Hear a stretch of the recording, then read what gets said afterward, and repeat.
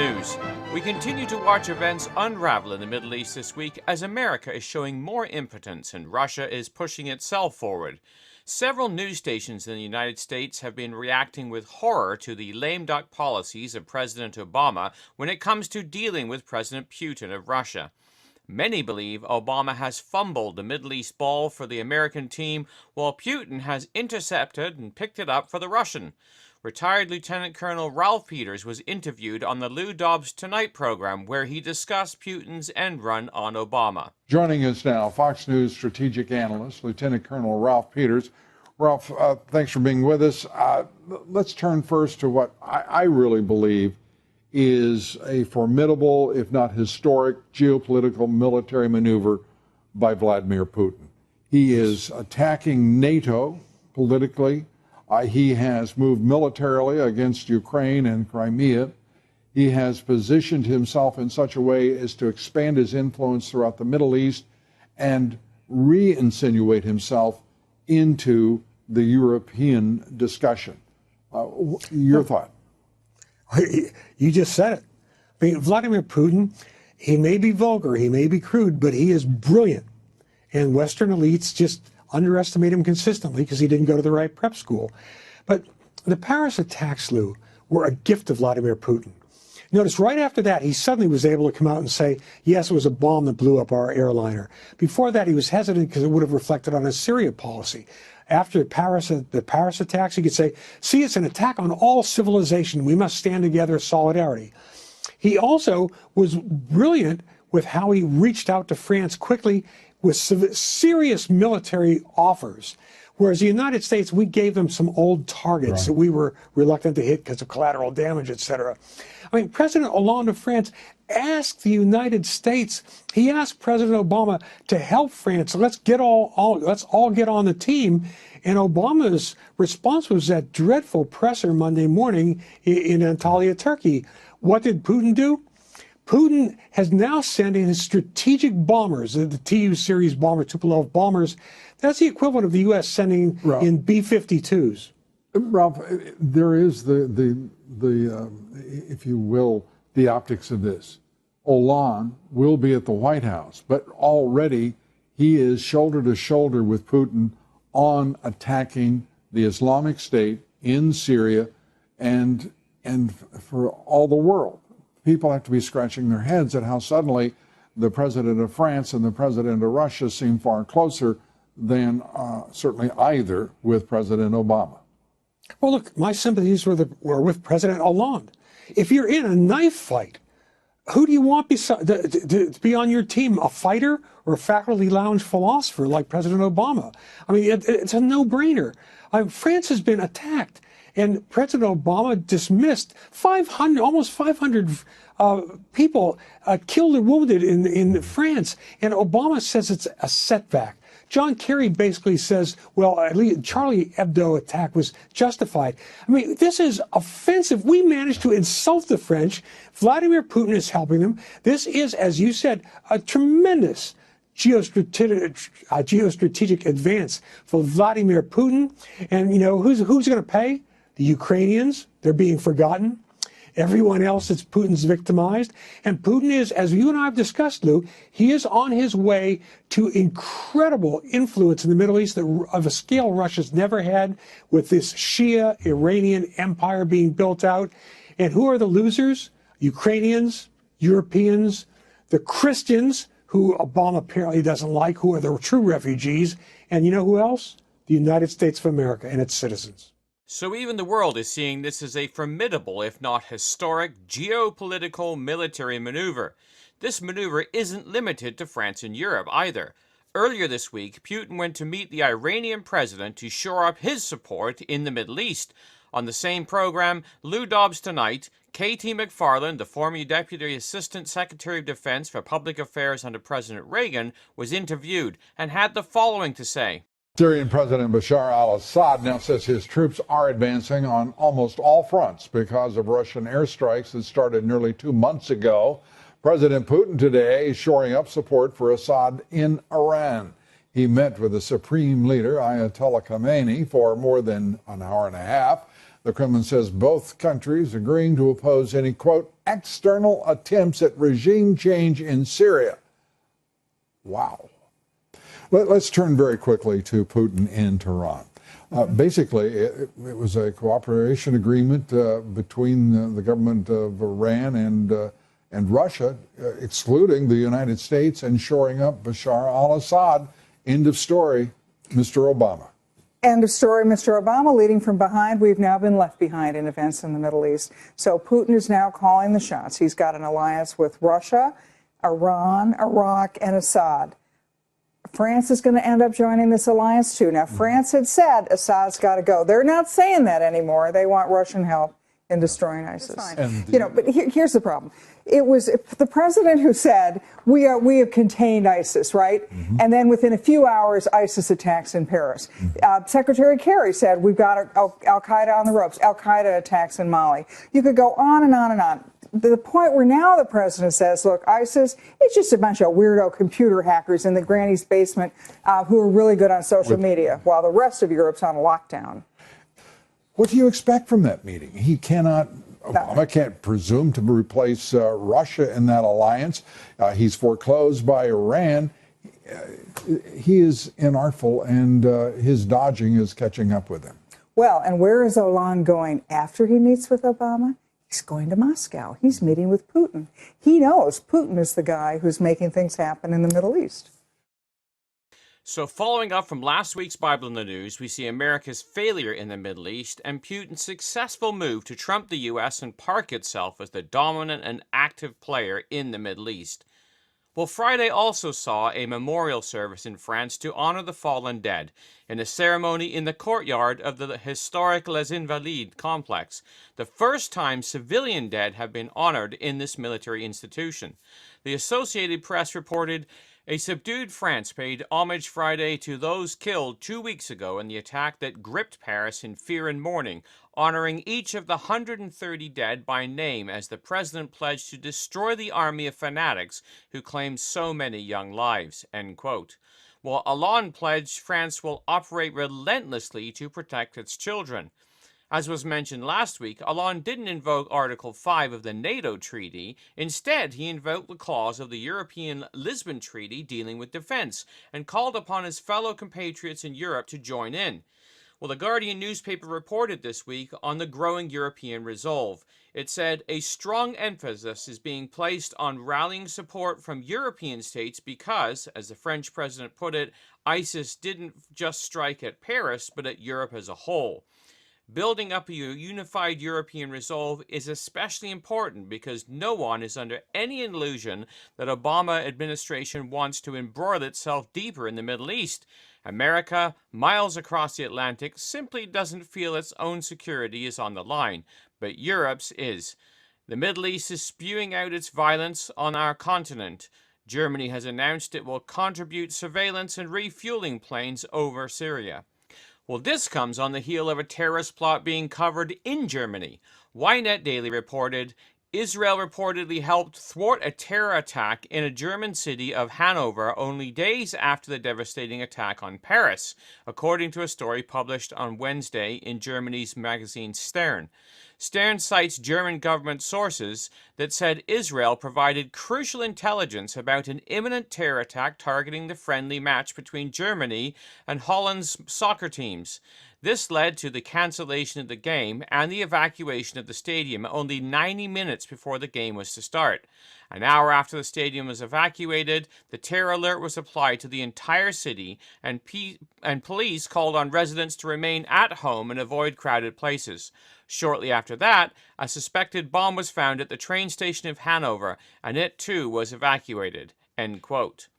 It is quite significant that Germany is being pulled into the conflict in the Middle East as an ally of France and consequently Russia. When we consider the grand coalition described in the Bible, it is a militarized one comprised of Russia, France, and Germany.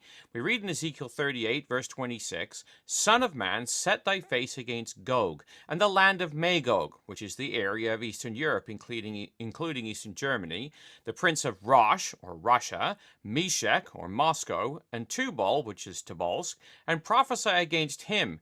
Later on we read Gomer, which is comprised of France and Germany, and all his bands, and the house of Togarmah of the north quarters, and all his bands, and many people with thee. Well, this coalition includes the nations from the land of Magog, which sits between the River Don and the River Danube, including what we used to call the Warsaw Pact or Eastern Europe, and the tribes of Gomer, which we looked at last week, that include the areas of France and Germany. And this group is militarized, as we read in verse 4. I will turn thee back and put hooks in thy jaws, and will bring thee forth, and all thine army, horses and horsemen, all of them clothed with all sorts of armor, even a great company with bucklers and shields, all of them handling swords.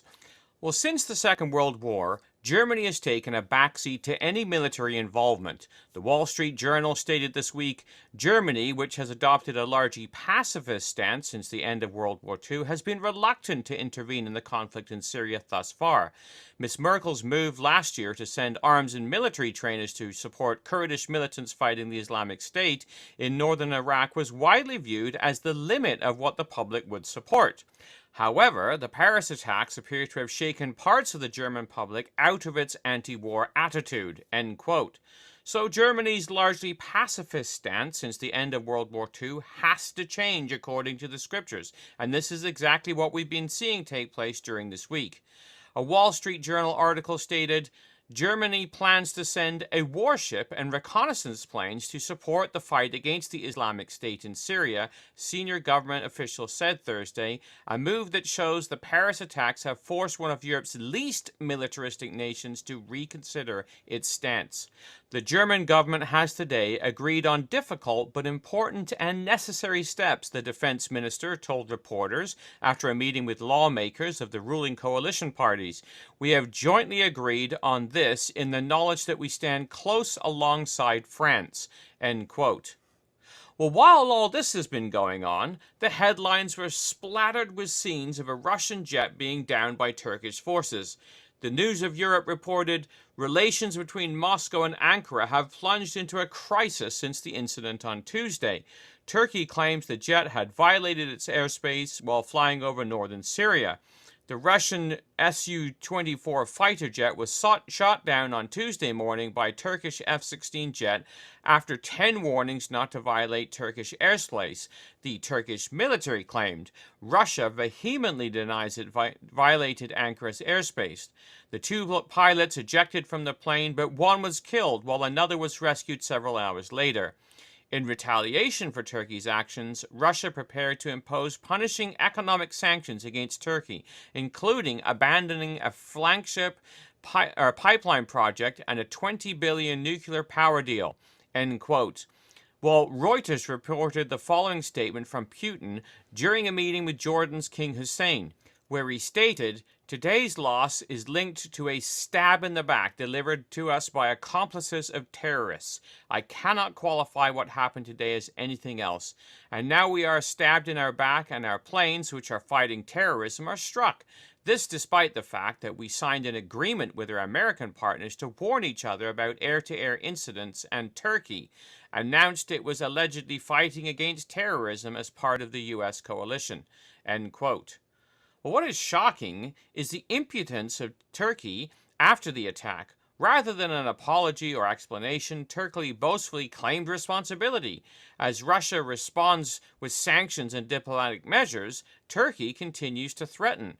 Reuters reported on Friday, Turkish President Erdogan warned Russia on Friday not to play with fire, citing reports Turkish businessmen had been detained in Russia while Moscow said it would suspend visa-free travel with Turkey. Russia has threatened economic retaliation, a response Erdogan has dismissed as emotional and indecorous, end quote. Well, the same article cited Russian politicians demanding a military response. Lower House Speaker Sergei Naryshkin called the incident an international murder of its soldiers, saying Russia has the right to mount a military response, end quote. This is of great significance because of what the Bible prophets have to say. Turkey will be the impetus that triggers Russia's eventual invasion of the Middle East. Daniel describes the scene in Daniel 11, verse 40. At the time of the end shall the king of the south push at him. The hymn mentioned in this passage is Turkey. This corresponds with the Ottoman Euphratean power of Revelation chapter 16, where we read in verse 12, "The sixth angel poured out his vial upon the great river Euphrates, and the water thereof was dried up, that the way of the kings of the east might be prepared." Well, the four angels who had overflowed the Euphrates in Revelation chapter 9 included the nations who passed over the Euphratean River and brought judgment on the Byzantine Empire. These included Togrul Beg and the Seljuk Turks, Genghis Khan and the Mongols, Tamerlane and the Mughals, and the Ottoman Turks who overran the Byzantine capital and turned St. Sophia's, the St. Peter's Basilica of the Eastern Orthodox Church, into a mosque. The overflowing Euphratean powers would be dried up in preparation for the kingdom. The power of the Ottoman Turks was dried up in 1917 when the King of the South forces pushed the Ottoman Turks, driving them out of the Middle East under General Allenby and the infamous Lawrence of Arabia. Well, Daniel goes on to describe the coming invasion of the same power by Russia. The king of the north shall come against him, Turkey, like a whirlwind with chariots and horsemen and many ships, and he shall enter into the countries and shall overflow and pass over.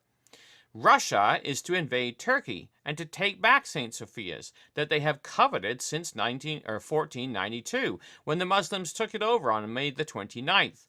The Russian cross that domes the Kremlin churches anticipates the future victory of Christianity over Islam, with the cross shown to conquer Islam. Well, following the invasion of Turkey, the king of the north would not stop, but would overflow and pass over, stopping next in Israel. We read in verses 41 to 42, "He shall enter also into the glorious land, and many countries shall be overthrown, but these shall escape out of his hand, even Edom and Moab and the chief of the children of Ammon. And he shall stretch forth his hand upon the countries, and the land of Egypt shall not escape." So the bellicose gobbling of Turkey, inciting the Russian bear, is of great significance when we look at Bible prophecy, and what the prophets tell us is still to take place. Well, much of the world stands in solidarity with Paris over the terrorist attacks, and Israel has its own kind of solidarity. In October, 74 Israelis were killed or wounded by terrorist attacks. In November, to date, 59 Israelis have been killed or wounded in terrorist attacks. There have been more separate incidents of terror in Israel than in any other country in the world in the past 2 months. So how does the world respond to terror in Israel following the Paris attacks? Well, Reuters reported on Wednesday. In a move dubbed surreal by a leading UN watchdog, and as a campaign of daily Palestinian terrorist attacks continues to target Israelis, the United Nations General Assembly on Tuesday adopted 6 resolutions, all of which, bar none, condemned Israel. Not a single mention was made of the Palestinian attacks, which have left 22 Israelis dead and hundreds wounded, nor did any other countries, even serial human rights violators such as Saudi Arabia, Iran, Russia, and others, receive any of the General Assembly's attention. More disturbingly still, 5 of the United Nations General Assembly resolutions were sponsored by the Palestinian Authority, while the 6th was sponsored by none other than Bashar al-Assad regime in Syria. The article noted on the vote, one resolution condemned the Jewish state for retaining the Golan Heights, demanding Israel hand it over to the Syrian regime. The resolution's adoption by 105 votes to 6, with 56 abstentions, elicited warm words of praise from Syria's UN ambassador, who expressed his heartfelt appreciation and gratitude to the UN for its Golan resolution, without any sense of irony, accused Israel of occupation killing policies, expansion, racism, and aggression. Another vote, which passed 153 to 7, claimed that Israel has no right to impose its sovereignty over the holy city of Jerusalem. "It's astonishing," said Noor, "that at a time when the Syrian regime is massacring its own people, how can the UN call for more people to be subjected to Assad's rule? The timing is morally galling and logically absurd." End quote. So while the world stands with Paris, it still stands against Israel, God's chosen people.